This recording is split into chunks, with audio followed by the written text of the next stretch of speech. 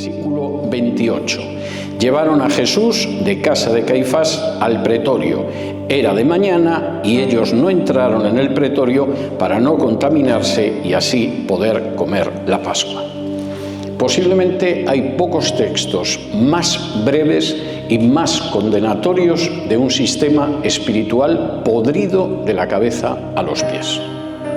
Aquella gente, por supuesto, podía seguir los rituales de pureza de la ley de Moisés y no osar ni por un momento acercar la planta del pie al lugar donde vivía un goy, un gentil, un romano, porque eso les hubiera conferido una impureza ritual que les hubiera impedido comer la Pascua. Pero derramar sangre inocente, sin ningún problema.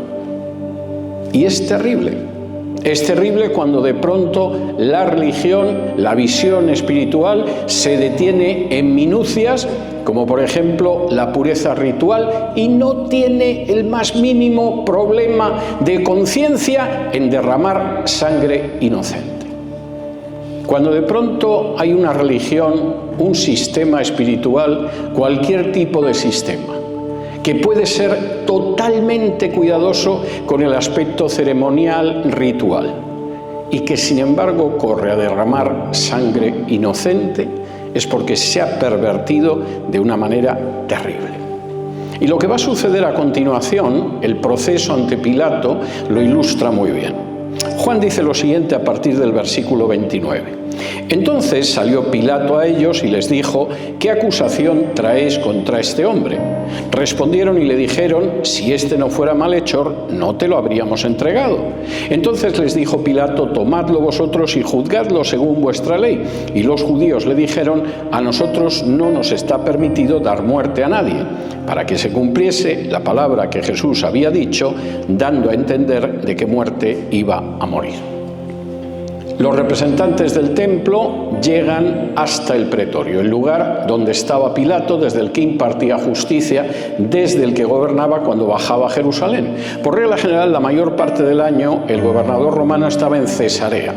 Cesarea es una ciudad en la costa, ahora de Israel, que recibía el nombre de Cesarea porque era una ciudad muy bonita, todavía los restos arqueológicos son muy bonitos, a orilla del mar, y la había construido Herodes, y para adular al César la había llamado Cesarea, la ciudad de César.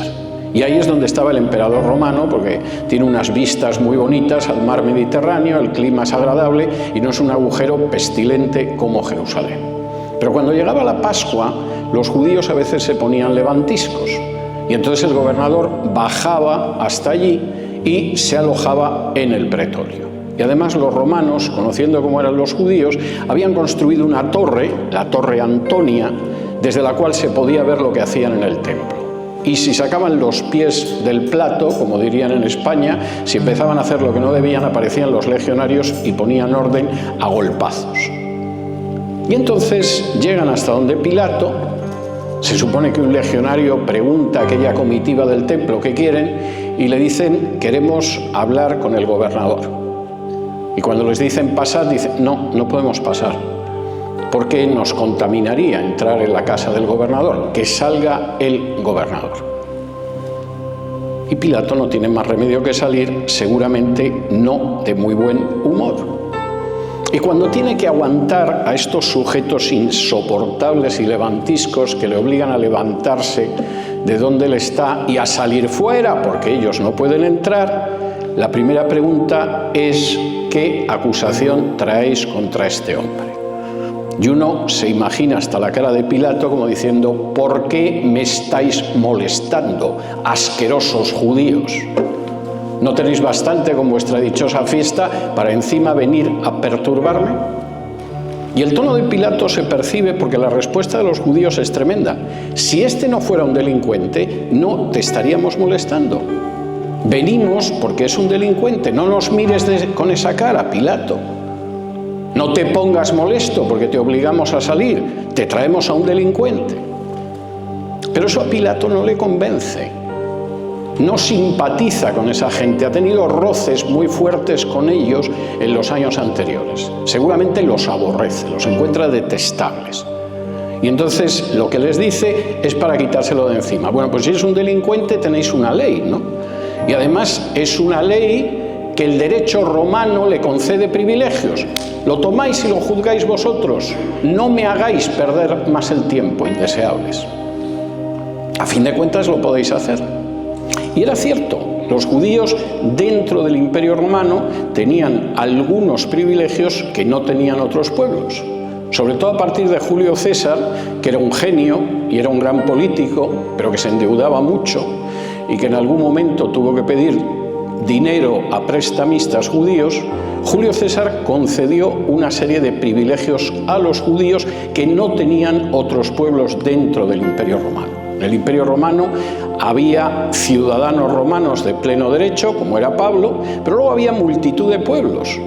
Y esos pueblos generalmente se tenían que adaptar al derecho romano, las normas romanas. Y desde Julio César, apenas unas décadas antes, lo que sucedía era que los judíos tenían privilegios. Por ejemplo, no tenían que hacer el servicio militar. Por ejemplo, no tenían que trabajar en Shabbat, en sábado, se les reconocía. Por ejemplo, podían tener sus fiestas y nadie tenía derecho a interferirlas. Tenían un trato desde ciertos puntos de vista de privilegio y en el caso de Judea, además, podían juzgar a la gente según su ley. De modo que Pilato dice, bueno, vosotros tenéis aquí privilegios, ¿no? No todo el mundo puede usar su ley. Vosotros la tenéis, llevaos a este sujeto y lo juzgáis según su ley. Y en ese momento los judíos le dicen, no. Según nuestra ley, no. Porque tú sabes que nos habéis quitado el jus gladi, como lo llamaban los romanos, el derecho de espada, la posibilidad de ejecutar la pena capital. Y como nos lo habéis quitado, y la pena capital solamente la puede aplicar el gobernador romano, tú tienes que ejecutarlo. Ese derecho no nos lo habéis reconocido, nos lo habéis quitado. Y uno diría, qué cosa tan horrible, ¿no? Pero Juan, en el versículo 32, dice, esto fue para que se cumpliese la palabra que Jesús había dicho, dando a entender de qué muerte iba a morir. ¿Por qué? Si ustedes recuerdan siquiera lo que significaba la acusación de blasfemia entre los judíos, la Torá marcaba la pena de muerte, pero por apedreamiento.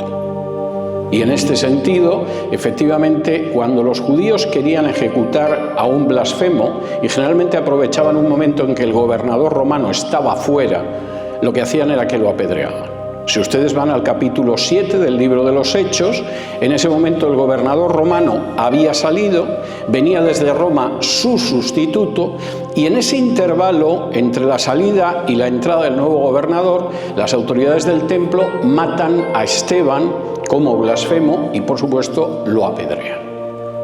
Y hay alguna otra ocasión en que los judíos aprovecharon que no había gobernador romano, había salido el gobernador, pero no había llegado su sustituto, para matar a cristianos, por ejemplo a Santiago, el hermano de Jesús, y por supuesto siempre los apedreaba. Pero es curioso que Jesús, cuando había hablado de su muerte, había dicho, cuando yo sea levantado, atraeré a todos hacia mí, y el Evangelio de Juan, como vimos ya hace meses, dice que de esa manera indicó la manera en que iba a morir, la forma en que iba a morir.